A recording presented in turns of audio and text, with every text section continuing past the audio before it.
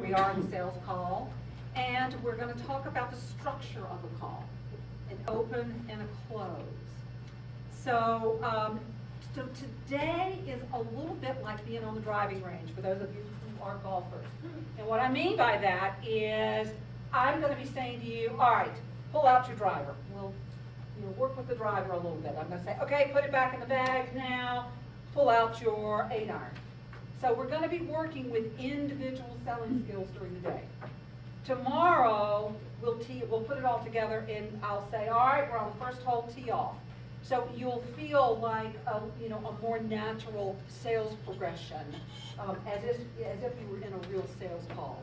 But today we're just going to dissect some of the core skills. Tomorrow we'll actually put it together. Does that work? Mm-hmm. Yep. All right, very good.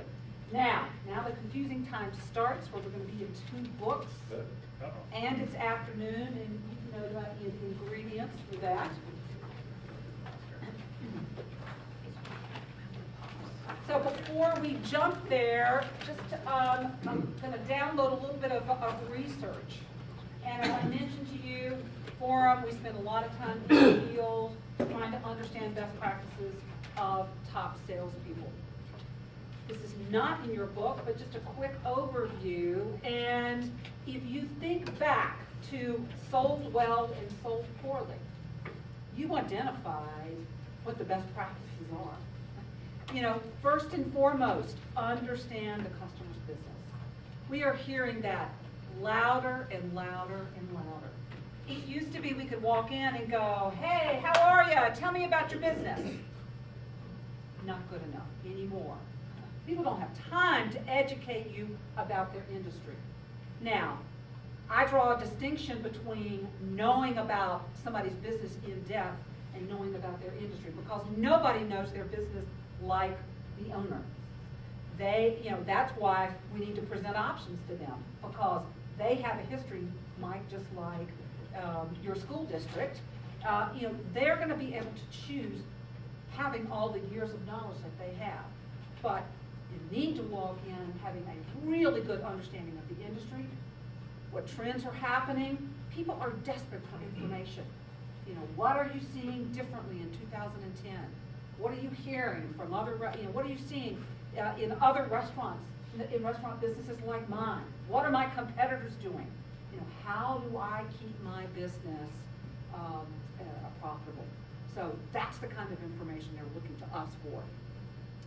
Number 2, involving the customer in sales conversations. How many of you, when you described the sold well process, said, boy, the salesperson asked me questions? So you felt part of the process. So we're going to be doing a lot of work on questioning this afternoon. Number 3, earning the customer's trust and the right to do business. We all know that you can't assume that we have trust with another person. You have to earn that.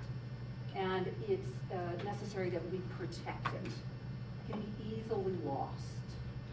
And when we talk about trust, 2 components, credibility and reliability. By credibility, what we mean is that I can believe the words that Sean tells me. That over the months we've been in business together, what he says, what the words that leave his mouth prove true.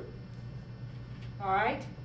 The other piece is the reliability, and that's where you touched on this morning how important follow-up was. And reliability it's our actions. It's what we do. It's whether or not we make the phone calls to follow up. It's whether or not the product gets, that we're sure that it gets shipped in. So it's that reliability that we're going to say, that we're going to do what we say. So pretty important things. So, Brad, you have a question or comment? Oh, okay. All right. You're, afternoon setting in already the stretch.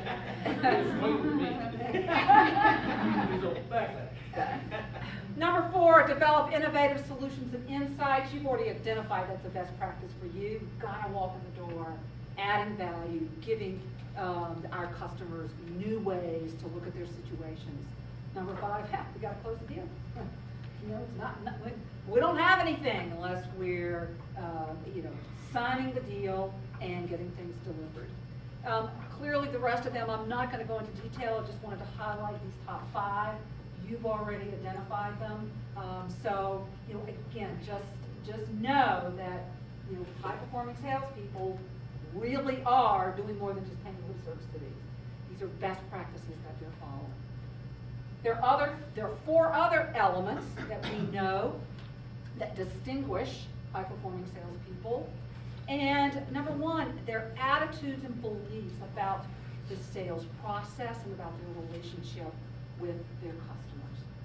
So, Marco, this morning you talked about a little personal dilemma that you had about the quality of food that you're selling into school systems. Mm-hmm.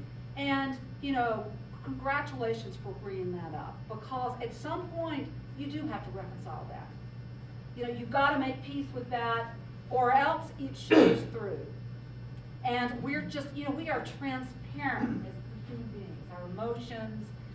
We communicate all that to one another. And if you're not excited about the job you're doing, if you're not excited about the products and the solutions you're selling, that comes across. And the toughest objection is that you might hear from a customer is the one that you believe. It's like when they say to you, your price is just too darn high, and you go, I know it is. That's the worst objection, because you're in your heart of hearts you're going, doggone right, the price is too high. So we really have to just get, as I would call it, you have to get clear with yourself. And your transparency about your enthusiasm and your interest in the customer is absolutely apparent to them. And what neuroscience is telling us is that, literally, we pick all of that up. We pick up people, if Casey was upset about something, even though she hadn't said anything to me, literally, if I am in a proximity of about 8 or 10 feet from her, I will feel it and also get anxious. So, that's the proven this stuff scientifically. It's kind of like, whoa, it's scary what we think. But anyway, attitudes and beliefs, you know that. Core selling skills. We're going to work with 5 fundamental selling skills in just a few minutes. What we know is that all salespeople work with these selling skills. They're communication skills. The difference is that high-performing salespeople can tell you exactly when they're using the skill, and they can tell you exactly why they're using the skill. So those interviews I was telling you about, when we interview salespeople, and I ask an average performer, well, tell me what you thought, what skills did you use, what did you use well.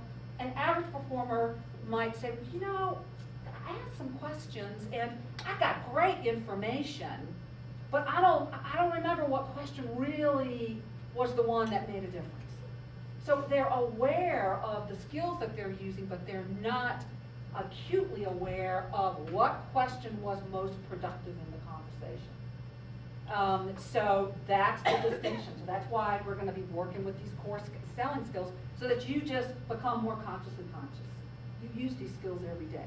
Number 3, structuring sales calls. Again, high-performing salespeople have a very deliberate way of opening a sales call and concluding a sales call.